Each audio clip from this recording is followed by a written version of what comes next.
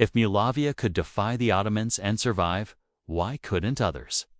Mehmed's response was to assemble the largest Ottoman army sent into Europe in the 15th century. Estimates range between 150,000 and 200,000 men, janissaries, sepahis, vassal. Troops, conscripts from Anatolia, artillery trains, engineers, everything. His objective wasn't occupation, it was a raja. The orders were explicit. Burn every village, kill every armed man, slave the population, salt the earth, make Moldavia a lesson no one would forget.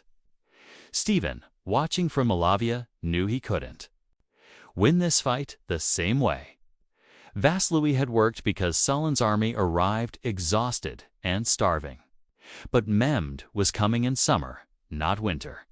He had more men, more supplies, and he wouldn't make the same mistakes. So Stephen adjusted. He evacuated the population again, this time to fortified cities and across the border into Poland. He burned what was left to burn, and instead of offering a single decisive battle, he waged pure guerrilla warfare. Hit supply lines, ambush scouting parties, burn bridges, poison wells. Retreat before superior forces, never let Mehmed pin down. The main Moldavia army. It was brilliant, and it wasn't enough. Mehmed's army swept through southern Moldavia like a flood. Every village they found, even the ones already destroyed in 1475, they obliterated completely. Stone foundations were torn down, wells were filled, forests were burned. Thousands of Moldavians who hadn't evacuated in time were captured. Some were killed on the spot. Others were chained and marched south to be sold in Ottoman slave markets.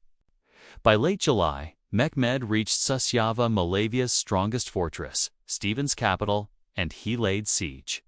Suceava's walls were thick stone, built on high ground, reinforced over decades. Inside was supplies, weapons, and a garrison commanded by officers who'd fought at Vaslui. They knew what Ottoman conquest looked like. They weren't opening the gates. Mehmed positioned his artillery and began the bombardment.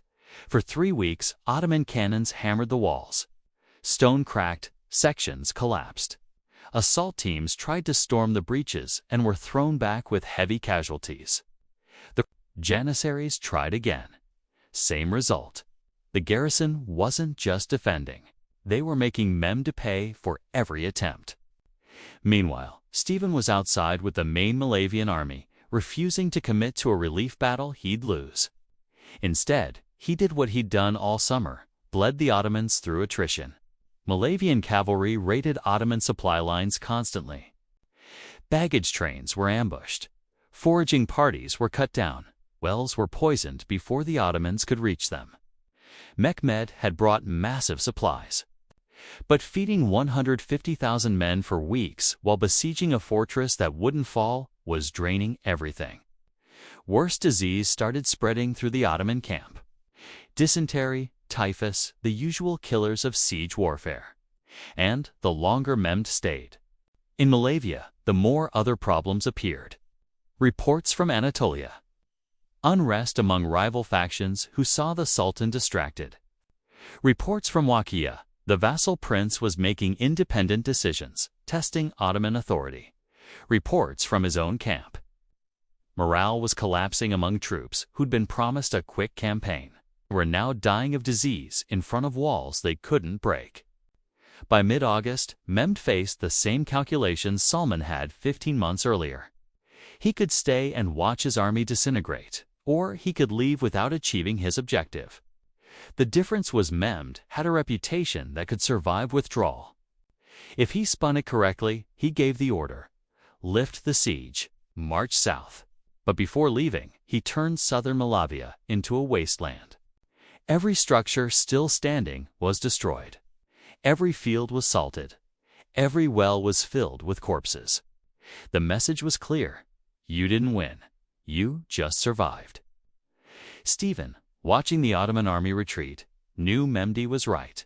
Suceava still stood. Moldavia was still independent, but half the country was gone. Not occupied, just erased. The villages burned in 1475 had been destroyed again in 1476. The survivors from the first invasion were now refugees from the second. This was victory. Yes, because Moldavia still existed, and that mattered more than anything else. Stephen rebuilt. That's what princes do after wars. They rebuild. Villages were reconstructed, though many were never repopulated. Fields were replanted. Though entire regions stayed empty for years, refugees returned to find nothing left of the homes they'd abandoned twice. The chronicles record Stephen's victories. They list the battles, the casualty figures, the strategic importance. 47 years on the throne, over 40 battles fought, only 2 defeats. What they don't record are the names of the peasant family who evacuated in December 1474. Lost their youngest child to cold, returned in spring 1475 to rebuild, then burned everything. Again in 1476 and never came back. Or the Moldavian soldier who survived Vaslui, lost an arm to infection, and spent the rest of his life begging because he couldn't farm anymore. Or the Janissary taken from a Christian village as a boy, converted, trained, sent to die fighting Christians at Vaslui, whose original family never knew what happened to him. Or the Wakian vassal who fled during the battle, made it home, and was executed by Ottoman authorities for cowardice. His crime was refusing to die for an empire that had conquered his country. The strategic logic of Vaslui was brilliant. Scorched earth denied the Ottomans resources. Terrain negated their numbers. Timing exploited their exhaustion. But strategy is clean. The human cost is chaos. Every military victory in history is built on individual tragedies that no one bothers counting. The mother who evacuated with 3 children and arrived with 1. The farmer who watched his land burn twice and decided survival wasn't worth it. The soldier who did everything right and still died screaming in the snow. Stephen understood this better than most. He made the call knowing what it would cost. And he made it anyway because the alternative was worse. That's not heroism. That's just leadership in a world where all your options are terrible and you have to choose the least terrible one. Moldavia survived. That was the point. That was always the point. But survival came at a price that didn't show up in chronicles or victory celebrations. It showed up in empty villages, in the faces of people who'd lost everything twice, in the silence of families who would never be whole again. And Stephen, champion of Christ, defender of Moldavia, the prince who beat the Ottomans, carried that weight for the next 28 years because the war didn't end in 1476. It never really ended. Vaslui didn't stop the Ottoman Empire. That needs to be said clearly because the story gets mythologized. One battle, even a catastrophic defeat, doesn't break an empire that controls 3 continents. The Ottomans came back in 1476, and they came back stronger.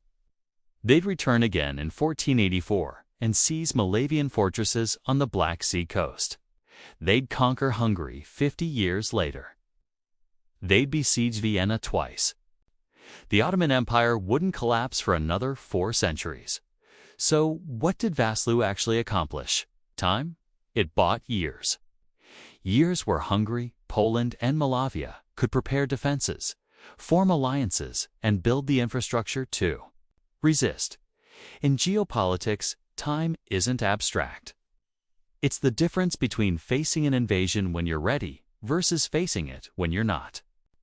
Vaslui also exposed Ottoman vulnerabilities that other commanders studied and exploited. Overextended supply lines in hostile territory, vassal troops who'd break under pressure, numerical superiority meaning nothing on restrictive terrain. The psychological impact of winter, hunger, and constant harassment. These weren't secrets before Vaslui, but Stephen proved they could be weaponized decisively. Hungarian commanders studied the battle when preparing for their own Ottoman wars. Polished strategists analyzed it. Even Austrian generals, a century later, during the 1683 siege of Vienna referenced the principles control logistics. Choose your ground. Make the enemy fight on your terms. Vaslui became a template. But its deeper impact was psychological. For 22 years after Constantinople fell, Christian Europe had operated under the assumption that Ottoman conquest was inevitable. You could delay it, negotiate with it by time, but you couldn't stop it. Vaslui shattered that assumption, not permanently, not decisively, but enough to prove that the Ottomans weren't invincible. That brilliant generalship could overcome numerical superiority. That resistance wasn't futile. That belief, fragile as it was, kept Moldavia independent for another generation. It stiffened Hungarian resolve. It gave Polish kings leverage in negotiations. Stephen didn't save Europe. He bought it a chance to save itself, and sometimes that's all you can do. Stephen III ruled Moldavia until 1504, 47 years total. He was 71 when he died.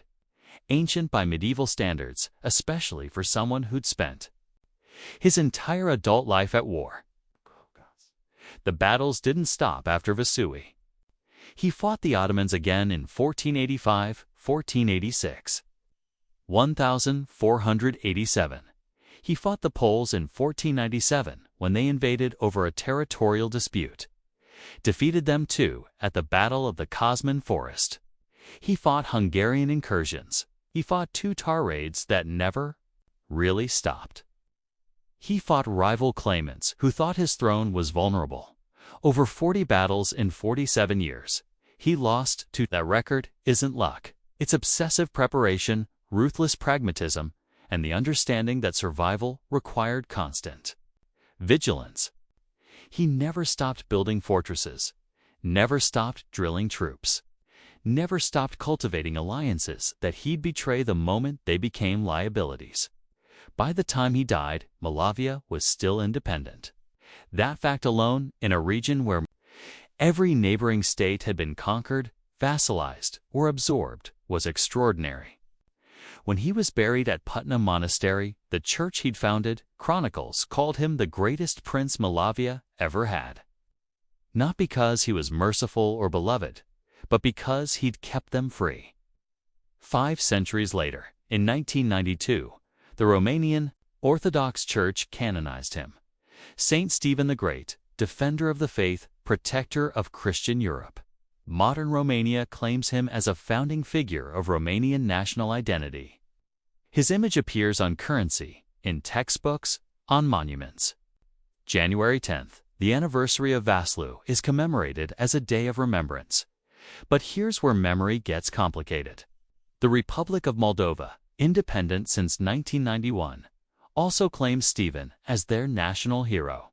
He's on their currency, too. His fortresses are Moldovan heritage sites. His legacy is taught as Moldovan history. Romanians argue he was Proto-Romanian. Moldovans argue he founded Moldovan statehood. Ukrainians point out that parts of his territory are now in Ukraine. Historical figures become battlegrounds for modern identity politics. Everyone wants to claim the heroes. What's undeniable, regardless of modern borders, is this. Stephen understood something most rulers didn't. Empires don't respect strength. They respect cost. Make conquest expensive enough, and even the strongest empire will look elsewhere. That's what Vaslui proved. Not that small nations can beat empires, but that they can make empires pay so much blood that the prize stops being worth it. And sometimes that's the only victory available. January 10th, 1475. A frozen valley in Eastern Europe. 40,000 Moldavians facing 120,000 Ottomans. The empire that had conquered Constantinople, crushed the Balkans, and terrified Christian Europe for decades, defeated. Not by superior numbers, not by divine intervention, but by a prince who understood that wars are won before the first sword is drawn. Stephen didn't outfight the Ottomans at Vaslui. He outhauled them. He turned their strengths into vulnerabilities. Their size became a logistics nightmare. Their experience became arrogance. Their momentum became overextension. And when they finally reached the battlefield, exhausted and starving, he destroyed them. But here's the part that matters most. Stephen knew victory wouldn't last. But he knew Mehmed would come back. He knew the Ottomans had more soldiers, more resources, more everything. He knew one battle, even a catastrophic Ottoman defeat, wouldn't change the fundamental imbalance of power. So why fight? Because survival isn't about winning forever. It's about lasting long enough that the enemy decides you're not worth the cost. That's what Vaslui accomplished. It didn't save Europe. It didn't end the Ottoman threat. It just made them reconsider whether Moldavia was worth another 45,000 dead. And that reconsideration bought time, years, decades. Enough for Moldavia to remain independent for another generation, for neighboring kingdoms to prepare, for the psychological grip of Ottoman invincibility to weaken. Most medieval battles are footnotes. Vaslui is studied 5 centuries later because it proved something that still matters. Empires can be resisted. Numbers don't guarantee victory. And sometimes the greatest act of leadership is choosing the terrible option that keeps your people free instead of the comfortable option that gets them enslaved.